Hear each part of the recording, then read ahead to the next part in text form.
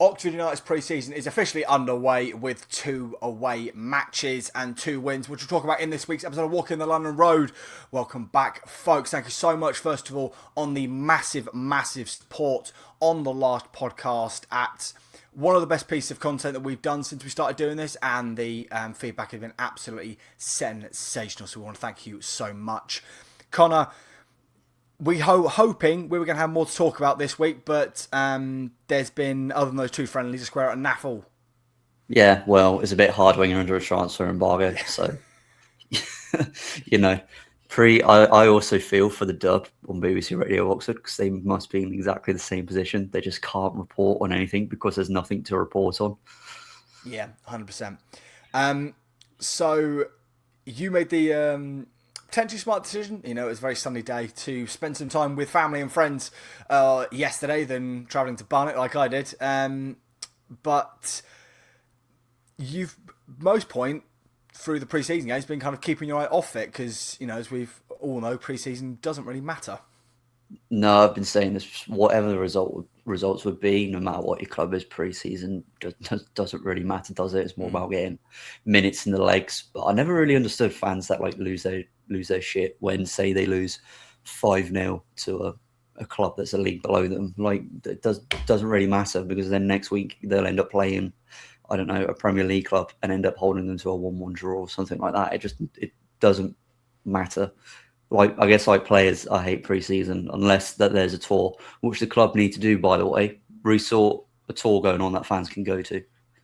Yeah. That would be one way for the board to get fans back on side. Yeah, don't leave it to the fucking last possible minute with another trip to fucking Indonesia. Make it one we can actually go to. Before we get too far into it, folks, please remember to like, comment, and subscribe, and click the notification bell for all updates when our podcasts go live. You can follow us on socials at the ads you can see on screen. Right. We'll start with the 2 pre-season games, Connor.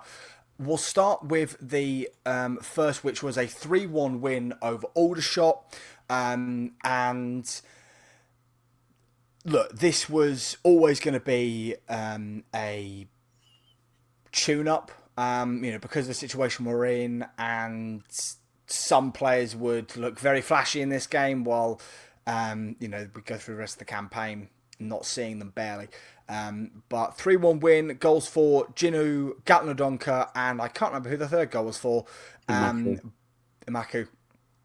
At the very least, a good amount of game time in the legs, prepping them for what's going to be a very long season for that, at the minute, 22-man squad.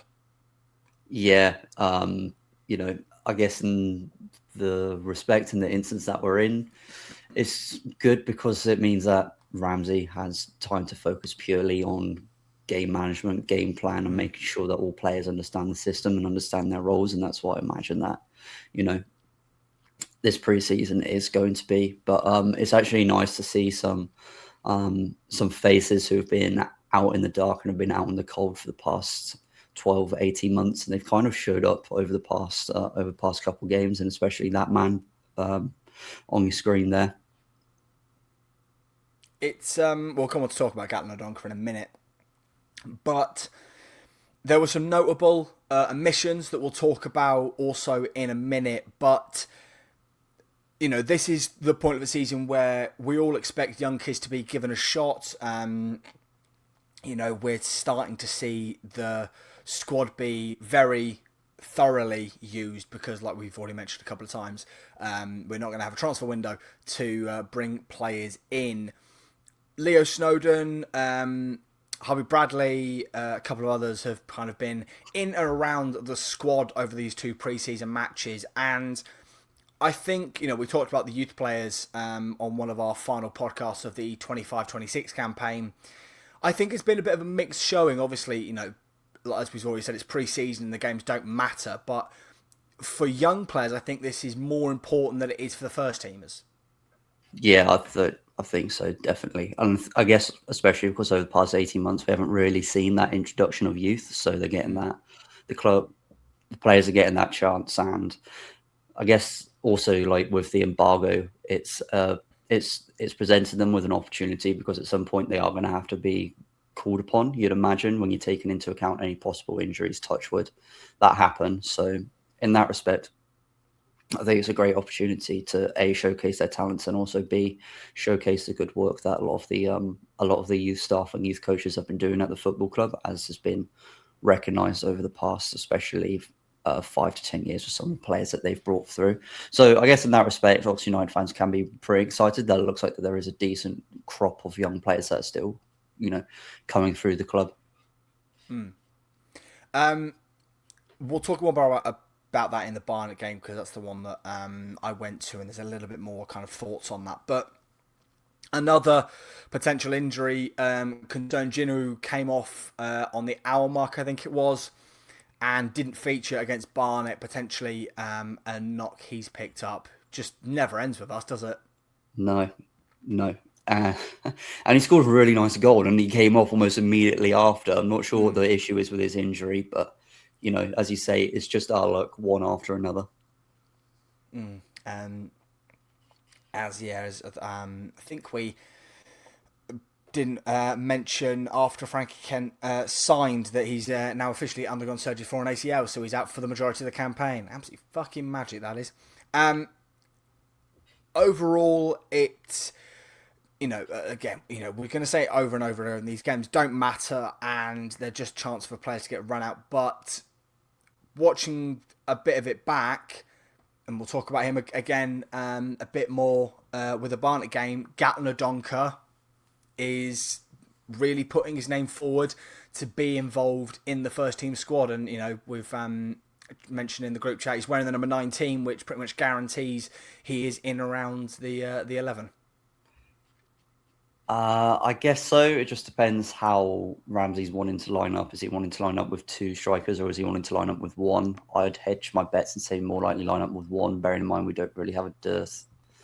We don't really have depth in that area. I think that he was always going to be involved in and around the first team squad anyway, because, losing Prelex, losing Romney,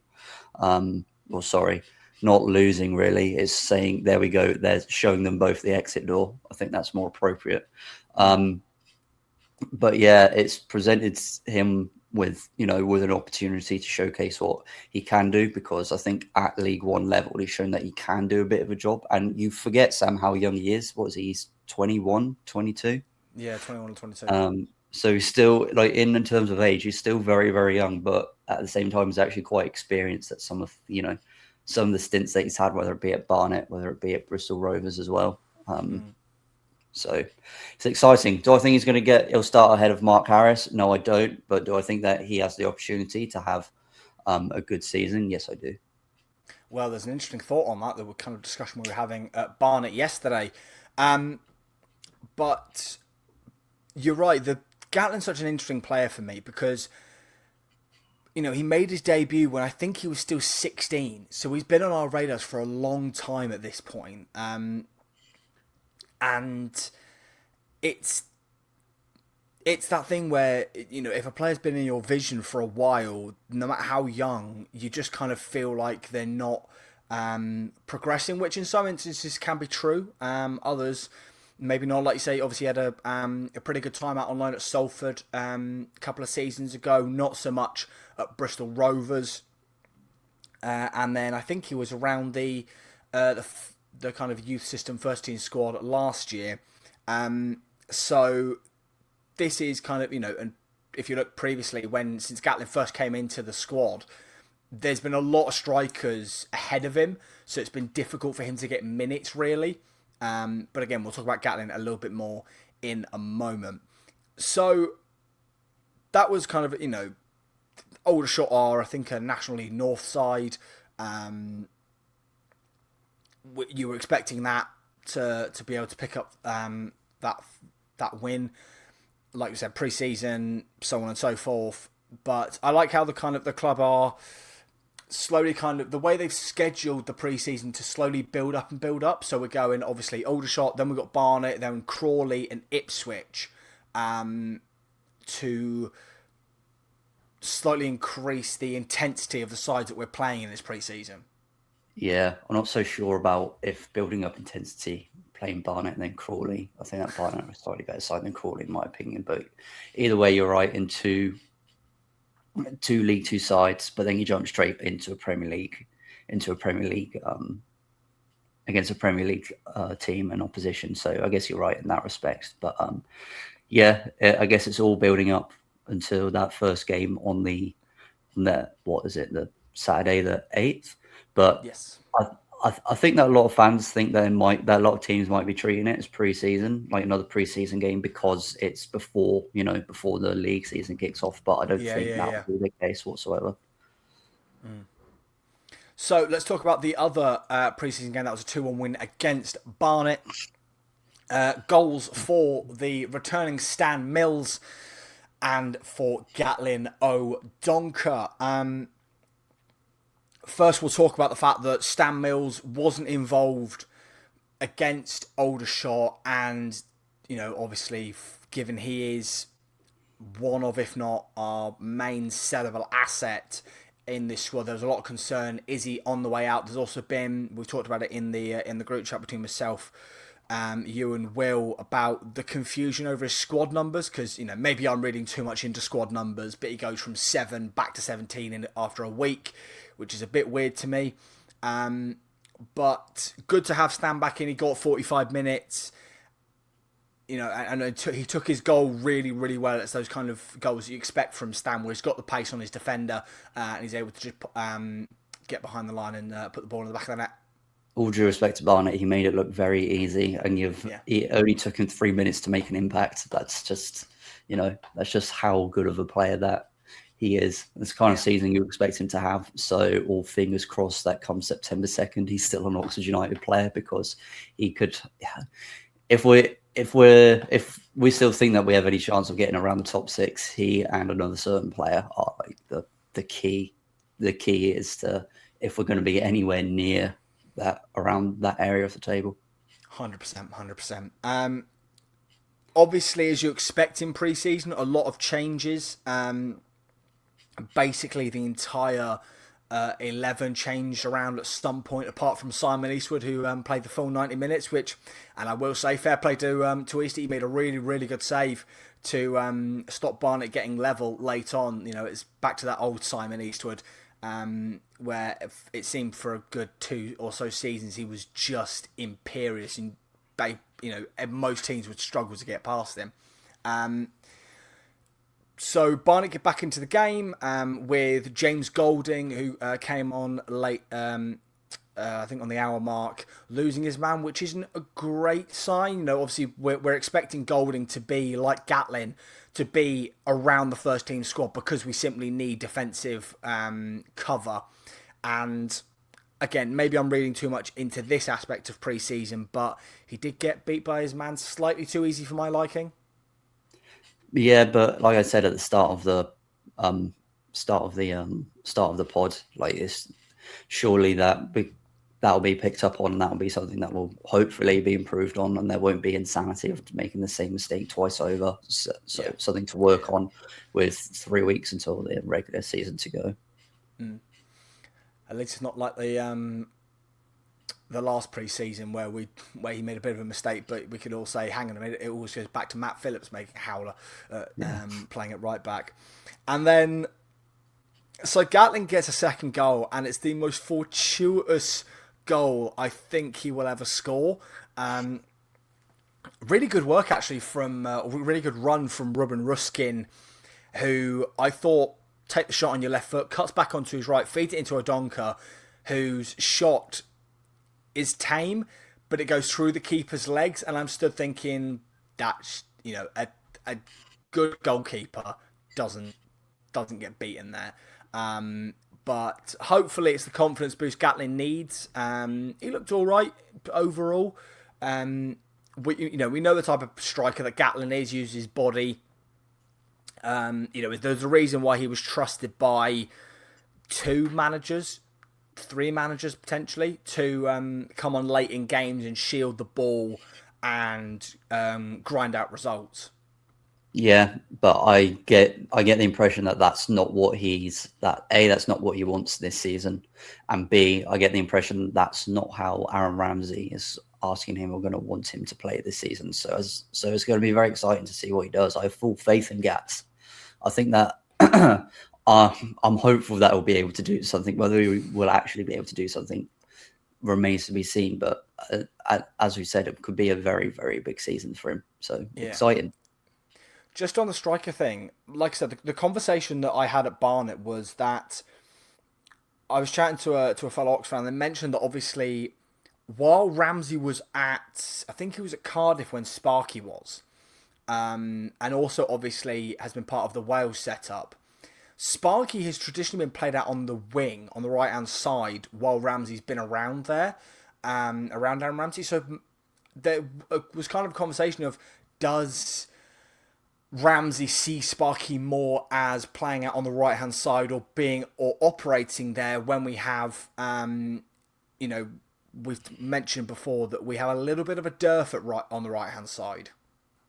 I don't think that he can afford to, for reasons that I said earlier. We only really have, if you're talking about main senior strikers, we only have one, and then that would be Mark Harris, and then we have Gatlin Odonka, and then potentially some younger players. But I don't.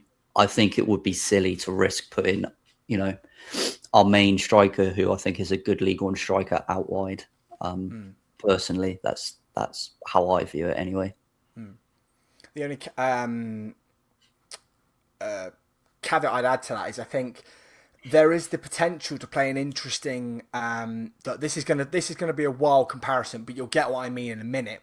Sort of like the way that that incredible Pep Barca team play, where you've got the two wide men operating as almost, so it acts almost being as a 4-2-1, 4-3-1-2, where the wide men kind of cut inside, so you could have Mills or Jinwoo and Sparky, and then Tyler plays as a false nine, drops back, links up the midfielders we've got. That's just an option. So the I think that's, although there is uncertainty over our season. Obviously, we've mentioned 100 times at this point the not having a transfer window, lack of squad depth, and all that kind of stuff. It does bring some excitement in what Aaron Ramsey's going to do with what's available to him. Yeah, exactly, because his hand has been forced, and I guess on the other hand, he doesn't necessarily need to worry from the recruitment side that he has. He has the full he has his own full focus to be able to work on what his game plan is, what each player will need to do. And by the sounds of it, from what I've been reading, just quickly scrolling through online, then it's going to be a lot of. Sounds like it's going to be quite direct, quite front-footed, quite attacking style that he wants to bring. Does that sound correct, or am I getting the wrong end of the stick? Yeah, it sounds right. I mean, in the first half against Barnet, we were kind of on the front foot, and it did look like that's what the aim was from Aaron, is to get the players playing on the front foot and then bring on the more experienced players in that second half to kind of make sure that the defensive squad are on the same page and that kind of thing. So let's talk very quickly about the youth players. So had Harvey Brady, I should say, who started yesterday and I thought looked all right. Looked a dynamic forward player. Little bit of a question as to where he plays. He seemed to float between a more advanced midfield position and out in the wide spaces. But he looked. It was a kind of one of the bright sparks. Leo Snowden, like we said with Gats, is a player that's been around the first team for a long, long time at this point. And look, I'm not gonna put my entire thought of this sums up Leo Snowden on one pre-season game against Barnet in hours of the football, but he didn't look great. There was a one-on-one chance he had where I thought he probably should be putting that away instead of the effort which went right down the goalkeeper's throat. It was, it's not a promising display from Snowden. Like we said, for the younger players, this pre-season is more important to kind of show they should be around that first team squad. Yeah, yeah, like we said, it is more important to see that that they are worthy to be in and around the first team squad, and that's interesting because Leo Snowden has been the one over the past couple of seasons that we've heard reports from the youth team and from videos online from our academy, and he's always been one of the higher prodigies, and he's always seemed like one of the more exciting players. So, I'm sure that he'll more likely get another opportunity against Crawley, if whether he gets half an hour or 45 minutes. I'm sure that Ramsey will give him the opportunity to, give him another chance and show why he deserves to be in and around the team. Yeah, 100%. The other player we mentioned, players who weren't involved against Aldershot, the other was Brian de Keersmaecker. Now, this came out a couple of days before the Barnet game. Peter O'Rourke reporting that Blackburn, QPR in England, and sides in the Bundesliga and Serie A are looking at BDK's signature. We obviously heard the reports that came out from Alan Nixon, who obviously hasn't got a great track record, that Derby were hoping to get a deal done cheaply for BDK, and he's not, so him and Stan reportedly missed the Aldershot game due to illness, but there was no sign of Brian against Barnet. It's very much kind of up in the air whether he still hasn't recovered from his illness or if it's because Ramsey is, knows that this is a lad who will soon be departing the football club. It makes me wonder if he even has a release clause or any kind of clause, what value the club are putting in on him, because you would have thought, logic would have said that by now, if it was, and I'm just surmising here, throwing a figure out in the air, say if it was 3.5 million, you would have thought that at least a championship club would have snapped that up by now. Yeah. And there's no reason why they would be waiting. And with all due respect, like Blackburn and Queen's Park Rangers, I know that Queen's Park Rangers have been doing serious business this summer, I think, anyway, and they're really trying to push for a top 8 finish. But it makes me wonder what valuation the club A have put on him. And as I said, what is in there that, that clubs haven't come in and bought him already. So I guess we might even be underestimating what a value that the club putting on him and what the buyout value is, because even if there's like clubs in Bundesliga and in Serie A, I mean, they're very, most of them anyway, are very well run and very well backed. So we'll have to see what happens. But all I'll say, Sam, is that if there is no clause and there is no set figure, if Morgan Rogers is going for £117 million, I fully believe in, that there is a lot of capitalism in football and trickle-down economics. That value should trickle down to Brian de Keersmaecker. And if we were thinking that he was worth 2-3 million, then his real value in the market should be 6-7 million. Yeah, 100%. Don't take the piss out of us just because we're in. We can't buy players. Yes, logic would say that we should probably sell players, but it doesn't mean that we have to. Do you know what I mean? Don't take the piss. You've made the point that I was just thinking, which was if the clause is even in there in the first place, because we all assumed that it was. We all assumed that he has a relegation release clause in his contract. But the fact that, like we said, the Derby interest came and went. The QPR and Blackburn, like you mentioned, and then aside from Serie A and the Bundesliga, like you say, Serie A can be a bit of a basket case league, but Bundesliga sides are typically extremely well run, and like you say, there's 100% a case that again, like you mentioned, we were thinking, okay, maybe 3-4 million, 5 at a push we could get away with. If we could take that, we'd snap your hand off. But Matheus Fernandes going for 85 mil, Sandro Tonali for 100 million, Morgan Rogers for basically 120 million pounds, Elliot Anderson for 120 mil, the amount of money that's been splashed out this window alone for midfielders. Obviously, the exception to that rule is Yuri Tielemans, who obviously went for 35 mil. But every other player that has time on his side has gone for an absolute whack. And even in the EFL, if you look at, for example, Will Lancashire, he's gone for a deal up to £20 million with 10 million up front. Even then, I love the bloke, and I think that he has the potential to be a future England number 9. But for a 21-year-old in the Championship, that's fucking mental. And then you look at how much supposedly that Bristol City spent on Tolai. Like he's got a lot of room to grow as well. Like insane figures that are going around. The market is just so. The market's in a bubble. It's just so massively inflated that at some point it's going to crash. However, as I said earlier, I hope that the club is saying don't take the piss. Like he's 5, 6, 7 million, maybe even more, if that's the going rate at the moment, because that bloke is a top, what it is now, a top 8 Championship player. Yeah. At the very least. How much did Hayden Hackney go for?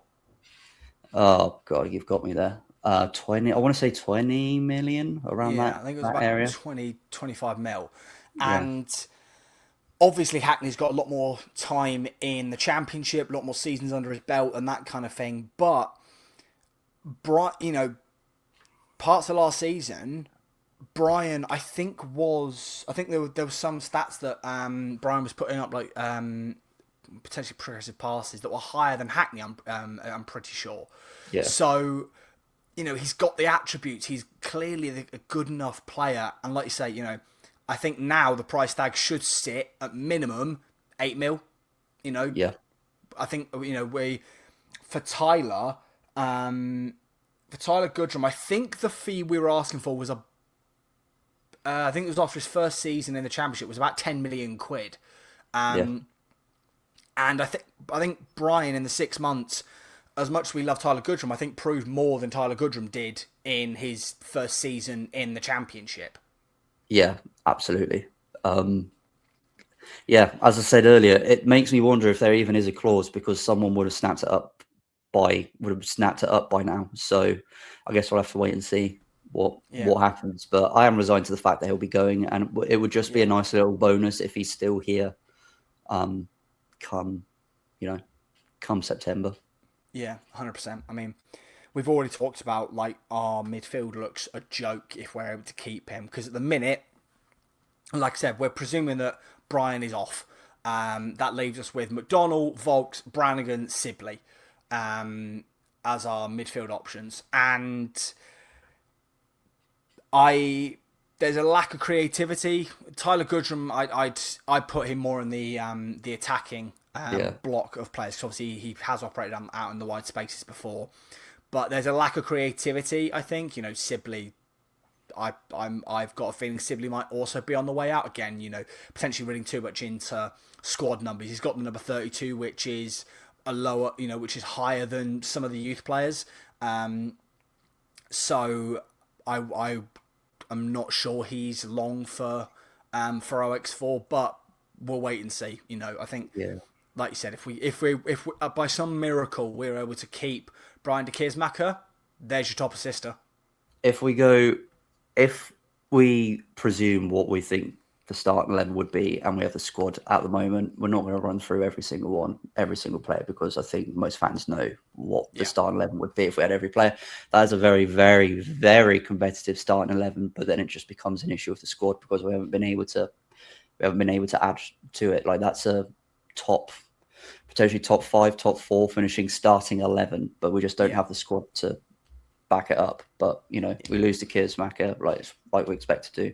I still think that there will still be an expectation from the fans, if he is the only major loss, that we should be competing around for the top 6, maybe not the top 2 anymore, but the top 6. But we'll come back to this conversation once the transfer window closes, and then we'll be able to reassess and see what happens there.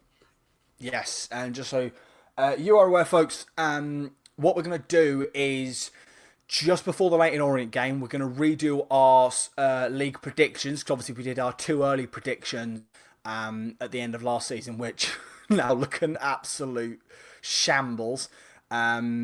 We're going to redo them just before the season begins and then after the transfer window closes. So to see if kind of there's any change between the final bits of business done in the transfer window, and as we've already mentioned, Brian might not be the only player on the way out.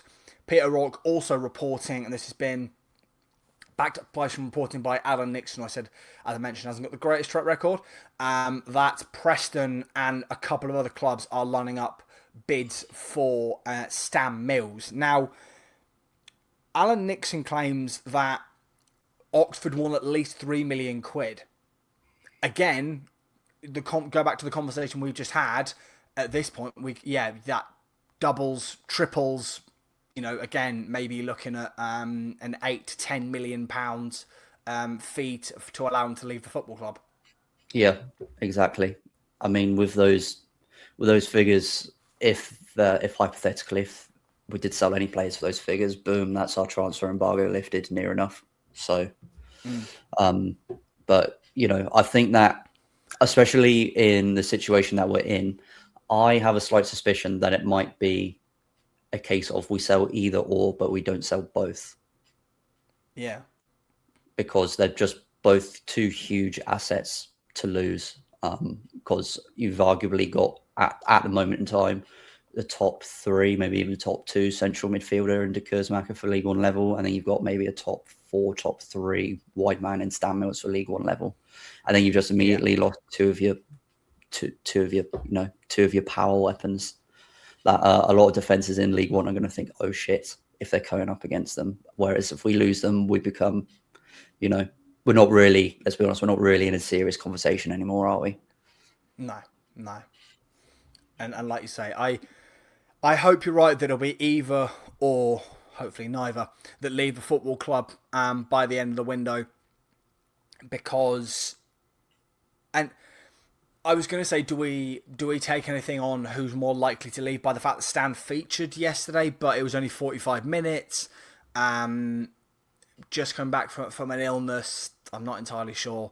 Again, I'd absolutely love him to stay at the football club, but a player like Stan Mills, like the quality he showed in those last 6 months, I think Championship sides will very likely continue to offer a very appealing prospect to Stan. And I wouldn't be surprised if there are sides from elsewhere in Europe that are interested, because he's an old school type of winger, dynamic, strong, is developing an eye for goal. Not to big him up too much. Other clubs, he's shit. Don't bother with him. But I think what we talked about at the time, the amount of growth he's done in such a short span of time is mad. Yeah, absolutely. Because when it was first under Rowett, he didn't really look like the same player that we had in League One. And then something just, whether it was the way that Matt Bloomfield got him playing, he just immediately turned into the player that we remember that he was from his first time around. Which was highly encouraging and was great to see. And that's the Stan Mills that we remembered. Yeah, 100%.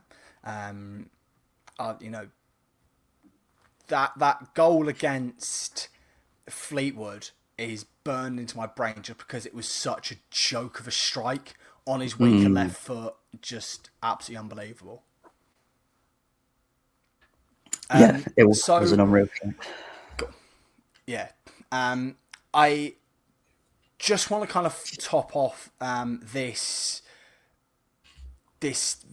pod by asking about, obviously, as our resident member of a team that's very critical of the board, we had a little debate over Dusan Bogdanovic's statement that he put out last week.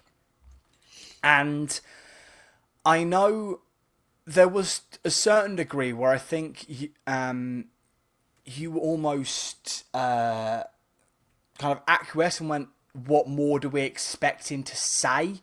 But at the same time, I think the general synopsis from the fan base is it raised more questions than it answered.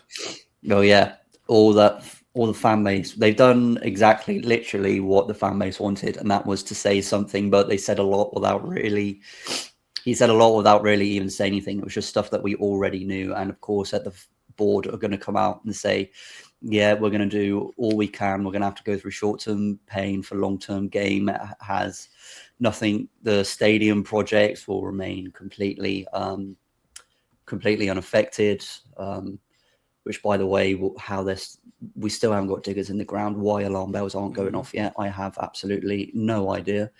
But yeah, it was just a very corporate statement, and that's what football is now. Unfortunately, they're all 92 of them plus the non-league ones are all businesses. So I'm not sure as fans what really we expect until he goes. Either I won't have him doing an in-house interview either, because that will be a lot of predetermined and loaded questions. I want him to go on the dub, or ideally I'd have a lot more respect at the moment, bearing in mind that we don't actually know what he looks like unless you go on the internet and search for him. If he did some sort of fans AGM or fans forum, which I don't think that any of them really want to do at the moment, the best that we can hope for is that he actually responds to BBC Radio Oxford and goes on the dub, and we actually hear from him directly. And hopefully all three of them, Jerome, Robin Cowan and George Ellick, and Ben Perkis, actually put over the questions that the fans are desperately want to know, and actually, want to dig deeper and push back a little bit if he comes out with some BS jargon, quite frankly. That was what was, I'm not sure if you're old enough to remember, Sam, but that was what was so good under Darrell Eales and Mark Ashton about 10 years ago or so, when they did these 5-minute fans forums, and there would just be, sometimes questions would just be repetitive, but it was good that they were actually making the effort every Monday morning to go into the studios of BBC Radio Oxford, and fans would ask questions on a week-to-week basis, because football is such an ever-changing industry, and how a week is a long time that so much can change, that we were actually getting updates from inside the club about what was happening. And that was part of the reason why we were so successful that season, coming second in League Two, when we probably were the best team in the division, even though we finished second, and we managed to get a trip to Wembley. It's because, we knew that, bear in mind what history says now, what you think about Darrell Eales, there was a good connection between the people who are running the club and the fan base. And that was part of the reason why he was so successful. And if they should read into that history, and that potentially could be little ways to rebuild the relationship. Because at the moment, the last time that I can think about that relationship between the fan base and the board and people running the club has been that low in my lifetime that I can remember anyway. The Firoz Kassam fiasco, I was alive then, but I don't really remember it. Probably when we had Wilder and under the stewardship of Ian Lenigan. That's as low as I can remember it. And that was about 15 years ago. Yeah. There's also, it's worth mentioning that, like you say, there has been an open invitation from the BBC, from Oxvox, who have still heard nothing from Dusan Bogdanovic. I'm sure we will be the last people, based on the last couple of podcasts we've done, that they would come and speak to. But an open invitation to come on, walk in the London Road and speak to the fan base, because, like you said, two statements, and on the one hand, yes, I don't know what more we expected them to say, but as you also said, they said an awful lot, or said very little while saying an awful lot in those two statements. And I've got respect for the media team at the club. I like the work they do, but in this situation, this is something that the fans and those in the press should be those asking the questions, and not an in-house media team. Yeah. By the way, I wouldn't trust a certain newspaper publication either. For me, it has to come from BBC Radio Oxford. Yeah, true. So, folks, thanks so much for watching this week's episode of Walking the London Road. Get your thoughts in the comments about some of the things we've talked about in this video. What do you think the price tag should be for Stan Mills or Brian Keersmaecker to leave OX for? And, of course, all the rest we've talked about in this episode. If you haven't already, please go and check out the last podcast we did with football finance expert Kieran Maguire. As I mentioned at the start, it's, I think, the best bit of work we've done so far since we started this. I'm very, very proud of the work that we've been putting out in general over the past couple of weeks. So if you've got an extra hour, go and listen to that. Go and follow myself and Connor on socials. You can see on screen and in the description. And we'll see you next week for another episode of the pod. Hopefully we haven't got any more potential to talk about.